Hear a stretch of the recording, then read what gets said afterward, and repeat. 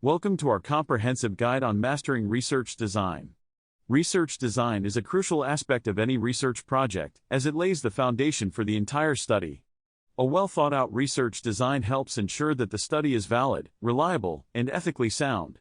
It outlines the overall structure of the study, including the research questions, hypotheses, data collection methods, and data analysis techniques. There are several types of research designs, such as experimental, correlational, descriptive, and qualitative. Each design has its own strengths and weaknesses, so it's important to choose the one that best fits your research goals. When designing your research study, it's essential to consider factors such as the research population, sampling methods, variables, and potential biases. By carefully planning your research design, you can increase the likelihood of obtaining meaningful and accurate results. In conclusion, mastering research design is key to conducting high-quality research.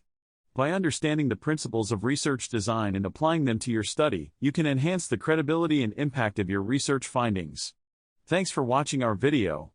Don't forget to subscribe to our channel for more educational content on research methods and techniques.